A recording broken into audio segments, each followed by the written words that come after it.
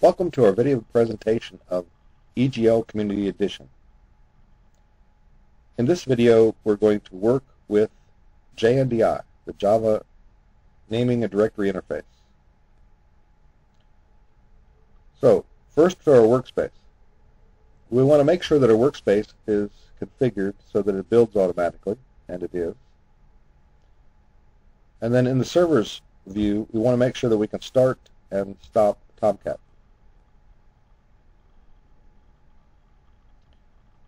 Okay, that's good. Tomcat started, and we'll stop Tomcat. We're going to create a new dynamic web project. And a dynamic web project is under Web and Dynamic Web Project. And we're going to call it Environment.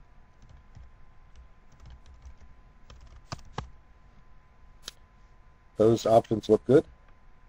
And those options look good. We create our dynamic web project.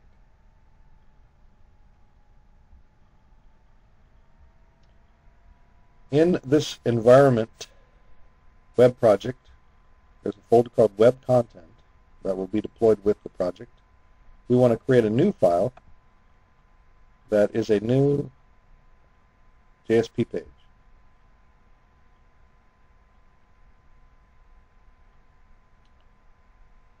And the JSP page that we're going to use is index.jsp. And it's going to be XHTML. So there is our new page. The contents of the file, I'm actually going to take from my cheat sheet, which I prepared earlier.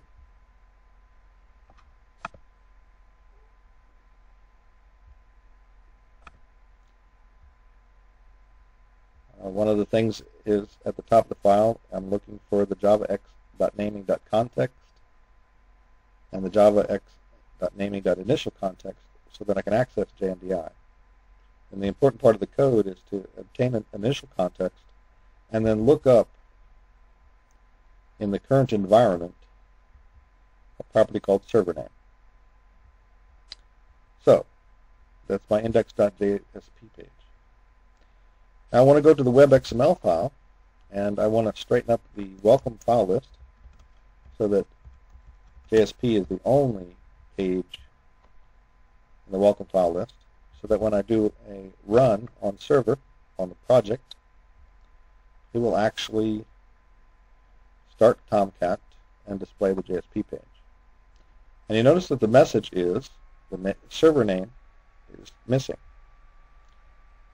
The name server name is not bound in this context.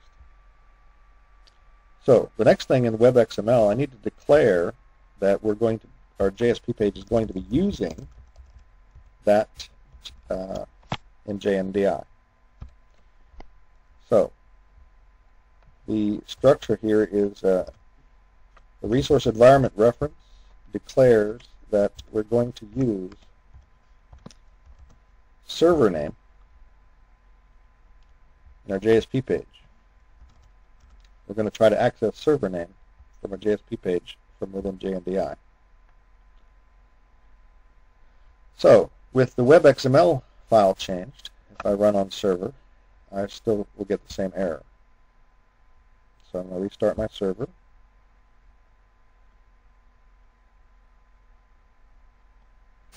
I get a slightly different message. Cannot create resource instance. You notice here server name is not bound. That means that the resource reference is missing, but cannot create resource instance means that there's no connection to that resource in Tomcat. The next thing that I want to do is I want to actually go to the Tomcat server,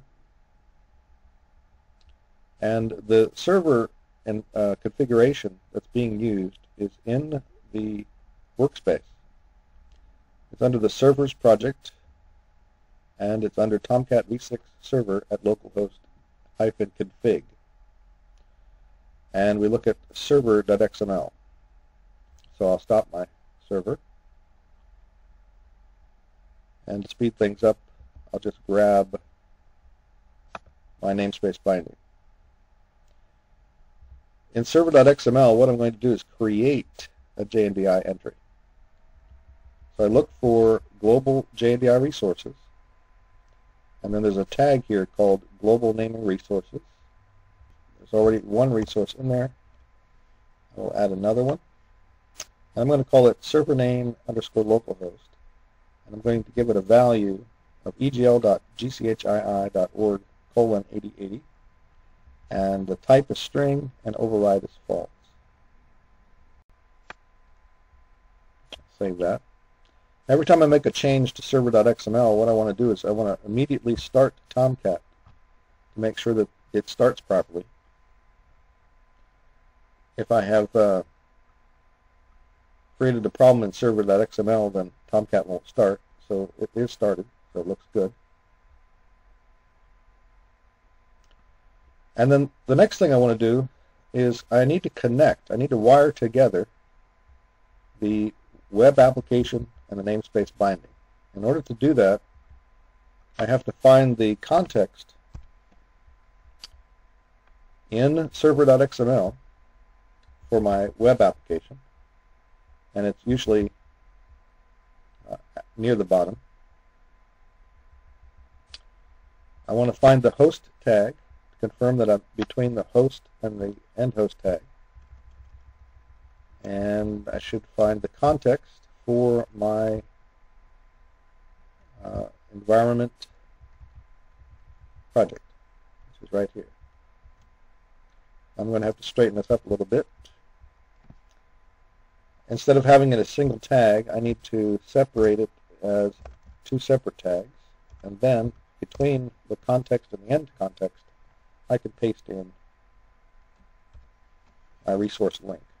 Now, what this does is it takes the JNDI entry that's being used or being known to the web application. It's actually an alias, and it associates that with the real JNDI entry, and the type is going to be string. Now I made a change to my server.xml file, so I want to restart my server, make sure it starts properly.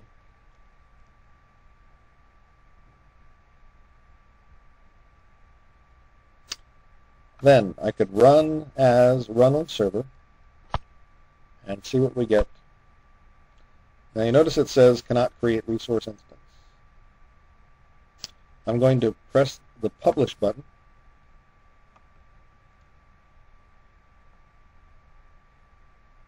and I'm going to refresh my browser. And it says cannot create resource instance. I'm going to restart Tomcat one more time after publishing. And I hit the refresh button. You notice it now says egl.gchii.org:8080. And that is how you connect a JSP page with JNDI with Tomcat 6. Thanks for watching.